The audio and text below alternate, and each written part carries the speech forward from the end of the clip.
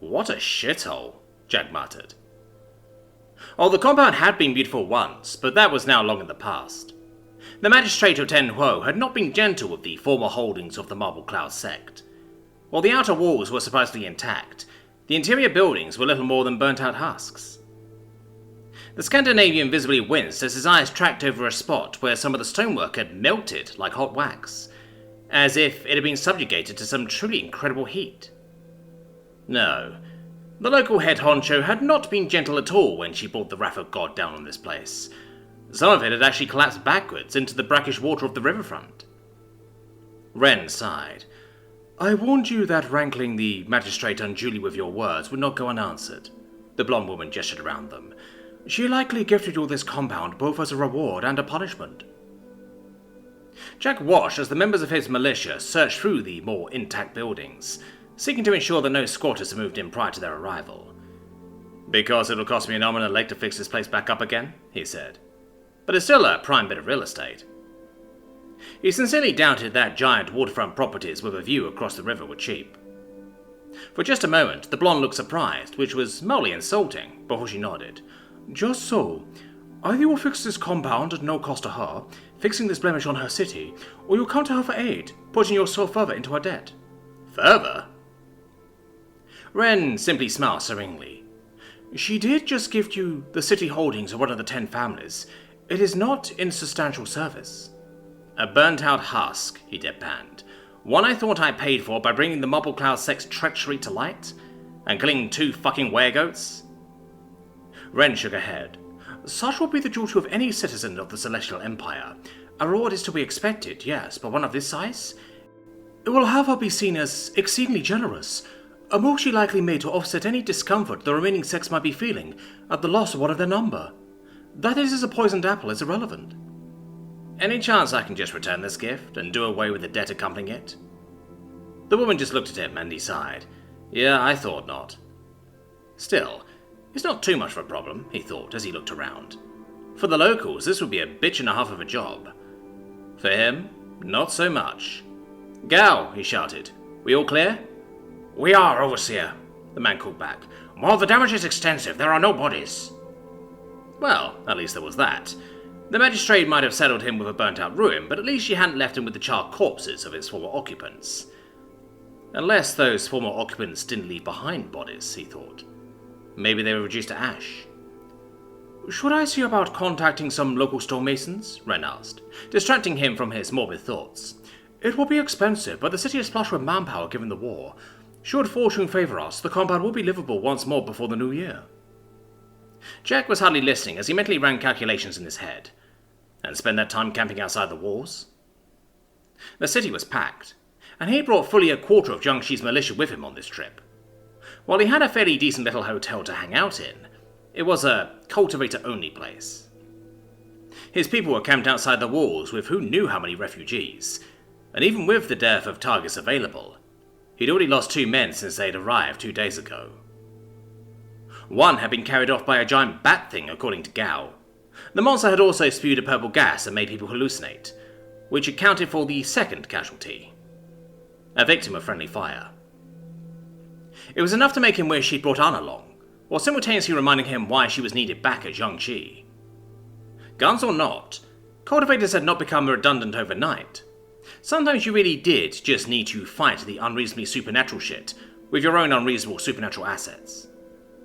Which reminds me, Ren said they've got some kind of cultivator mercenary review board around here, he thought. The woman in question tittered, returning his attention back to the topic of interim lodging. There's no need for that, Great One. I have a home within the city. You will not want for anything there.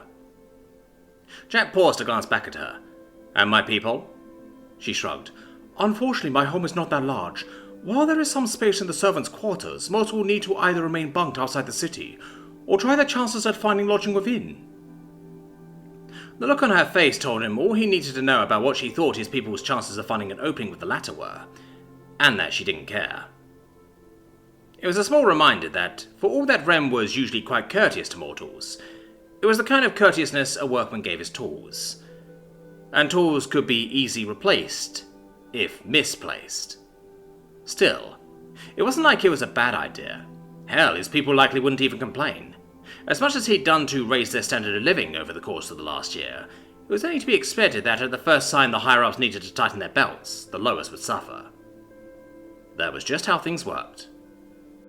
Both back home and here, he thought. Besides, they had guns. They only needed to survive a fortnight or so. That was about how long he thought it would take him to create a dwelling of any real worth. If he chose to work reasonable hours, and chose not to use nanobots. I could get it done in a day, though, if I just didn't sleep and used one of my precious few irreplaceable resources in this world to speed things up. He glanced over to where his guards were all watching him. He had to wonder, how many of them would die if he chose to take his time, carried off in the night by some strange creature? He huffed, looking down at the ground. Then he looked back up again, turning to Ren.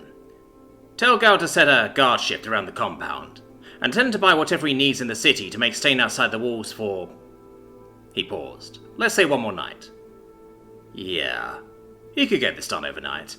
It would be just like when he was back working triple shifts. And then tell everyone to clear out of here.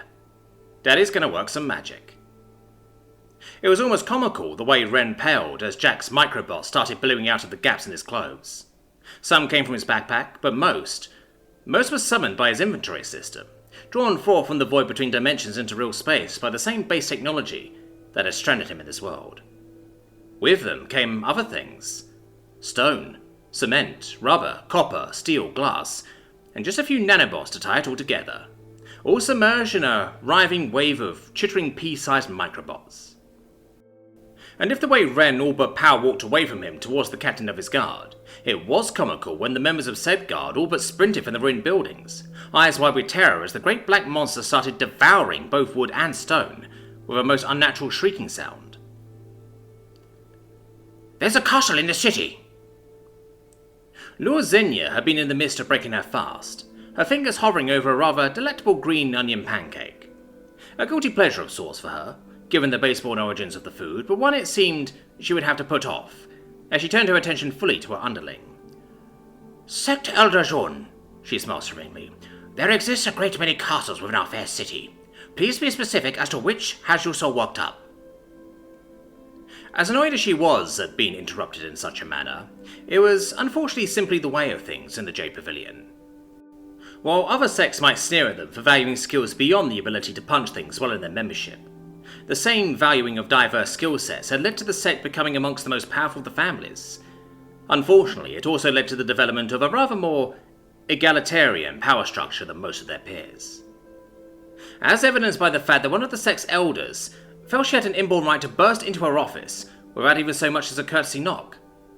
The woman would pay for that later, certainly, but for now, Xenia was curious as to what had the woman so worked up. Well, we now have one more than we did last night, Zung grunted. That no male used his strange creature to vomit off a castle. Xenia quirked an eyebrow. Vomit? The woman nodded. Like a great snake. It swelled up and spent hours regurgitating a building at least 30 meters tall. 30 meters? Ignoring everything else, that was not a small building. You'll say his beast did this? Xenia asked, a simple hand movement sending one of her ever-present mortal servants out to confirm the woman's words.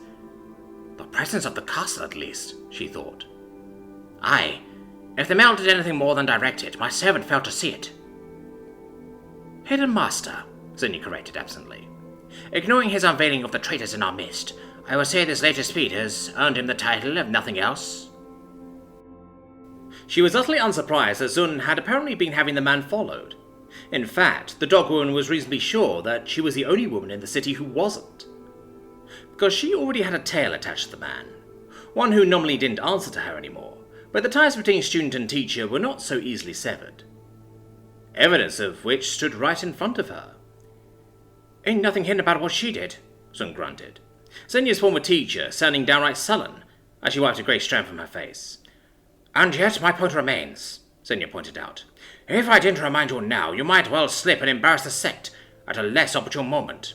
Empress knows your manners have not improved with age, teacher. There was a reason her guards had seen fit to let the old woman break her fast. Not even the J Pavilion was so egalitarian to allow that right to just anyone, even a sect elder. Fair, the old woman finally allowed. Still, you're avoiding the topic, student. Thinking, teacher, Xenia corrected. You should try it sometime. Jun shook her eyes. Such a disrespectful student I have. It was a common lamentation from the woman, and one Xenia easily ignored with long practice. And she had not lied. She was thinking. A castle in a night, she thought. That is not nothing. In fact, she'd never heard of a similar feat being performed. Warriors were all well and good, but the Empire was rife with them. Crafters, on the other hand, were a far rarer beast. Perhaps that is why the arch-traitor chose to attack us in such a roundabout manner. Xenia's thoughts turned to the war, striking not where we are strong, but where we are weak. Empress knew, as the head of the largest trade sect in the northern provinces, she was better positioned than anyone, sans the magistrate herself perhaps, to see how much damage these animal attacks were causing. The influx of materials they provided was useful, but cultivation aids did little to offset the growing food shortage. The city wouldn't starve just yet, the food silos ran deep indeed, but it was a problem that was only going to grow. Unless we come up with some strategy to reverse it, she thought, her mind turning to the mysterious foreigner in their midst. A man that could build a castle in a single night. She could think of many uses for such a person, far beyond the base carnal or monetary desires that likely guided her peers, though she'd not be above such things if the opportunity presented itself. Quit thinking with your cunt, girl. Xenia paused to aim a gimlet eye at her foul-mouthed teacher. I wasn't, she said primly. Yes, you were. Zorn continued, with all the grace of a rampaging bull, which was rather fitting given her ancestry, a rarity in a guild predominantly comprised of dogkin. You used to get the same look in your eyes whenever that bow boy was around. The unexpected reminder sent a small pang through the guildmaster's heart, but it was an old wound, one long since healed over. Still do, actually, the old woman sniggered. This time the glare she gave her teacher had some real heat to it. Thank you for informing me as to these new events, Elder Zorn. You may leave now. The old woman raised her hands in mock surrender as she turned to leave. All right, no need to get like that on me. I was just saying that there's no need to go out! The foul old woman fled, a thrown paperweight chasing her out. None of the servants even raised an eye as Xenia sat back down again, eye twitching furiously. It was nothing new after all. Her master always had a talent for getting under her skin. The guildmaster only spoke once she'd sufficiently calmed herself. Yao? From the corner of the room, a well-groomed young man who had thus far been silent stepped forward. Yes, mistress? Pen a missive to my wayward student. Invite her to join me for tea this coming evening. Her new master may accompany her if he is so inclined, but it is not expected. To be honest, as much as some part of her wanted to meet the man face to face, it would be more convenient for her if her student came alone. She'd be easier to influence that way. As you wish, mistress, the man responded, before leaving for the scribe rooms. Xenia watched him go before smiling. It was time she finally got a proper accounting of this stranger in their city, and more importantly, how he might be enticed to lend his loyalties to the Jade Pavilion. And she could only hope that her connection with her former student gave her an edge over the myriad other offers the man and anyone connected with him will be receiving in the coming day. The 10 families had been content to wait, to offer the hidden master aid after he realized the state of the property he had been gifted with. To act prior to that would have seemed desperate. An unconscionable loss of face. Now, though? Well, the foreigner had basically run the dinner bell with this stunt, and the Sects would come running to court the city's powerful new player, both literally and metaphorically. Face be damned. Xenia would bank on her relationship with her old student. She had little to no desire to wade into the figurative bloodbath that would result from so many powers vying for one man's attention. She would, though, if she had to, because the benefits were just that valuable. A castle in a night, she murmured. Jack took a deep breath as he strode once more into the audience hall. It was a lot emptier than the last time he'd been here. There wasn't to say it was empty, but rather than the 9 or so hardened guildmasters that had been present last time, there were just a few robed cultivator flunkies floating about the place. There were even a few males present, every one of which seemed to be giving him the gimlet eye as he passed. Pissant fairy boys, he thought, turning his attention away from the painted dandies to the immortal guards stood in each corner of the room. In red-tinted metal, the glaive-wielding mortals were utterly stoic as they stood at their post. Unlike the Sect and City Guard, They were actually armoured enough that Jack could easily have drawn comparisons between them and his own blue-clad militia guard. Unfortunately, while his militiamen and women were many things, incredibly disciplined wasn't usually one of them. They weren't an unruly mob by any means, and the sergeants were more than willing to whip them into parade formation when needed, but ultimately they were still a collection of rural folk that had been rapidly trained into an army. They lacked the kind of hard-edged duty-first composure that the magistrate's Red Guard had. "This way, sir," the unservant leader him said. "The magistrate awaits you in her personal office." Personal office? That was either very good or very bad. And as he followed his guide down one of the side corridors, he found himself turning his fur coat around himself nervously. He'd been forced to leave his backpack at the door, which meant he only had a token amount of microbots on it. He'd never felt more vulnerable. Keep your cool, Jack, he thought. It's just like going to see the CEO. Same difference, really. After all, if a CEO didn't like you, he'd have been just as capable of wiping you from the face of the earth as this woman is. Of course, he never actually met a CEO, or even a high-level manager, to be honest. He'd been a disposable goon for the Canary Corps, not any kind of company man. As the pair reached the doors to what looked to be the magistrate's office, he cursed the fact that he'd been riding high for their first meeting. He'd felt that his new microboss made him invincible, and he had admittedly been a little pissed by all the destruction he'd seen on his trip toward the city. As a result, his mouth had gotten ahead of him. The magistrate had been quick to wash away his aura of invincibility when she wiped a few hundred microbots from the face of existence with a single gesture. Sure, he'd had more, lots more, but did he have more microbots than she did lightning? He hadn't known then, but now he knew he definitely didn't. So he'd be on his best behaviour. Sure, that was made harder by the fact that he just pulled an all-nighter, after hauling ash to the city, so he'd arrived just on the heels of Ren presenting Yin's corpse. Nothing for it, he thought, as the doors to the office opened and he stepped forth to greet the magistrate. Just going to do the best I can. He hadn't known why he'd expected her to be sitting at a desk. Maybe it was the CEO comparison.